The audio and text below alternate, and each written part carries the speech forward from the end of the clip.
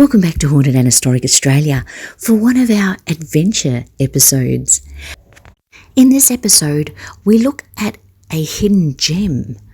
Hidden in the industrial area of Smithfield is a cemetery that at first glance it appeared to be the Uniting Cemetery, but it was actually even older. It was the Methodist Cemetery of Smithfield. Back in the mid-1800s, a Methodist church was built and it stood for over 100 years and then was demolished. I've been trying to find some articles about the church being demolished, but I can't seem to find anything later than the 1970s, where in 1970 the Smithfield Public School had a fire which caused some of their buildings to be gutted, and they were teaching some of the children in 1970 out of the hall that stood behind the church that no longer exists. The church has gone and the cemetery still stands. The land at the moment is for lease, so whether or not the community hall will still stand remains to be seen. But I believe the cemetery is under a trust and will not be demolished. It has graves as early as 1861. A Mary Webb and her family were buried. It is believed that Mary Webb was one of those that went on foot around the community asking for donations to have the school erected, as well as the necessary money to provide for a teacher, which was the first school to open under the Public Education Act in 1950. Although Mrs. Webb was actually recorded as being a teacher herself, she may have had basic teaching abilities, but Mary Webb and others that are buried in the cemetery were part of the original school that was built in that spot, and those in the surrounding community who would have had children attend the school as well as be part of the congregation at the Methodist Church. The latest graves that have been recorded seem to be around 2009, so I can't see them taking this cemetery out anytime soon. But it is an interesting one, and it is part of the history of Smithfield. The Methodist Church joined with the Presbyterian Church and possibly another to form the Uniting Church, and it was taken over by the Uniting Church some years ago, and the church obviously demolished. The grounds were taken over by United Church, but I believe they no longer use the site. Thankfully, though, the cemetery is still there and should still be there for a long time. It's not very well advertised, this particular cemetery. Being on the Horsley Drive, you would imagine you would see it straight away, but it is in the back of the community hall, and as the property is now for lease, you may have to be careful to gain access in the future. They should build some kind of access through to the back cemetery in time. It is nice that someone has gone through and taken photos of all of the headstones and compiled that in Australian cemeteries, as well as Find a Grave. I believe findagrave.com has these photos as well. It was a Ruth King in 2009 that apparently went through and she took photos of all of the headstones, so thank you, Ruth. Although it was well maintained previously, as you can see from the footage, it does need a little bit of work. It's not completely overgrown, there are some thistles, but hopefully it is still maintained under the trust. But Mitch decided to go down there and have a little look and film it for you, just so you can see how it's kind of wedged between the industrial walls, and it's a little eerie, but it is still being looked after as far as we know. Enjoy.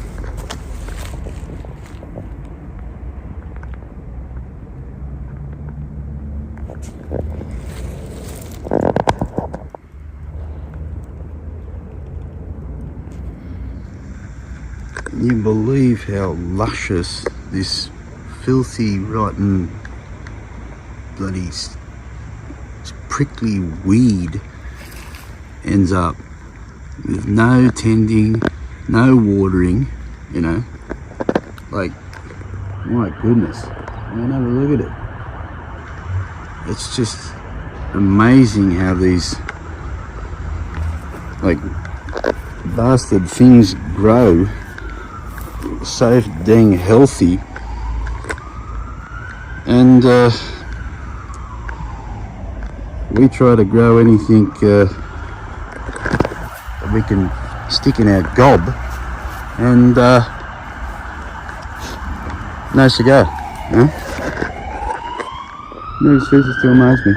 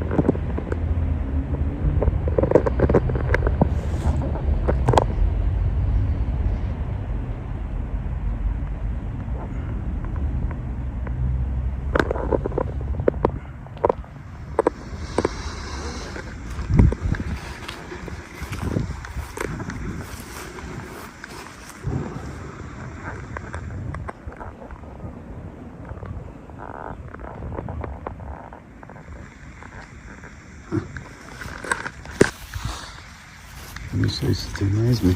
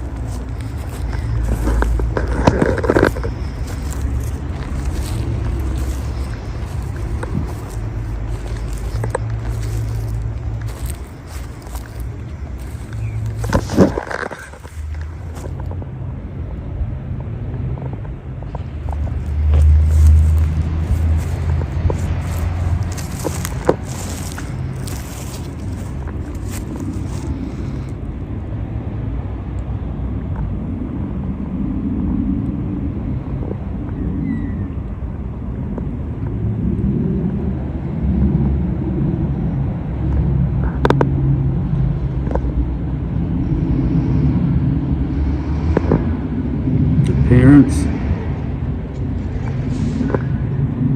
and their kids.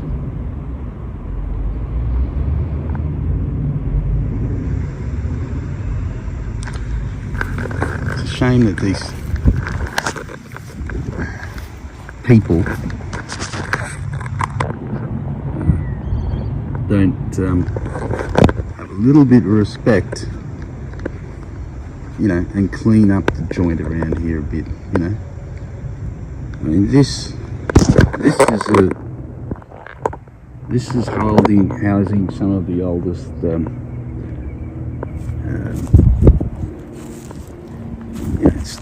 tombstone cemetery plots in this area, from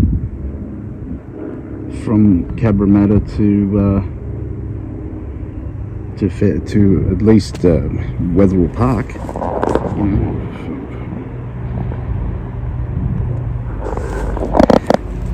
I think I'll bring my own weed whacker back down here and get rid of some of those awful bloody prickly things, at least clean them up a bit. I mean, the council, they're fucking slack as anything you could fucking think of, these bastards. You'd think they'd come in here and do a little bit, but no, they won't. But that's okay. Volunteers, I mean, that's why volunteers are important.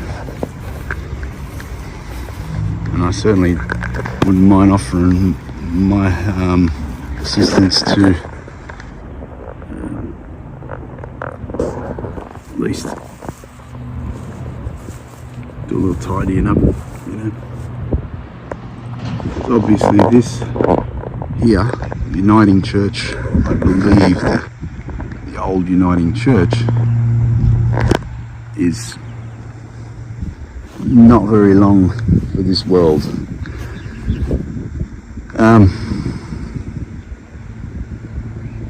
Unfortunately, due to the nature of the developers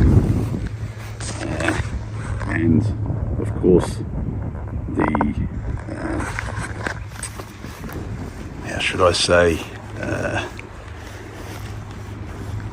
resolve and or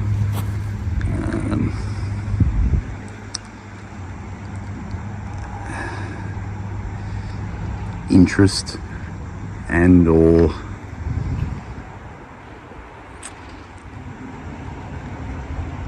sense of decency for Australia of yesteryear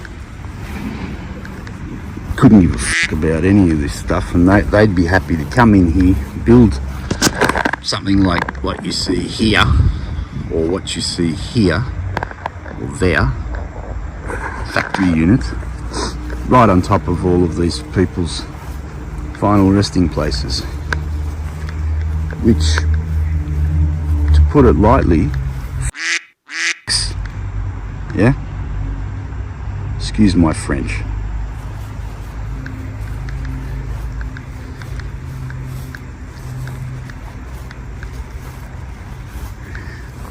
We will return here because I'd like to document the rest of these stones here, but I have been here for about half hour. I don't want to overstay my welcome as I am on private property at the moment, but I am going to come back. We will come back and we're going to document each of these names here. At least we'll have that much in case some despot desecrates the place and flattens it to put a factory here. But yeah, it's a little known graveyard right here in the heart of industrial Smithfield, Western Sydney, New South Wales.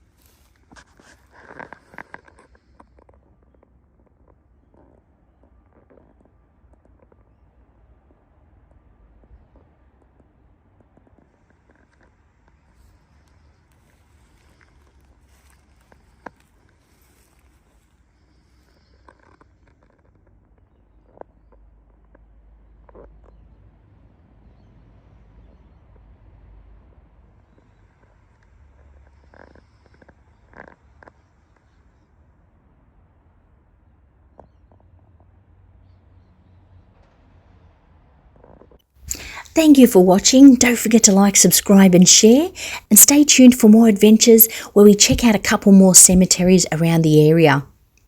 And lots of criminals, cutthroats and convicts to come.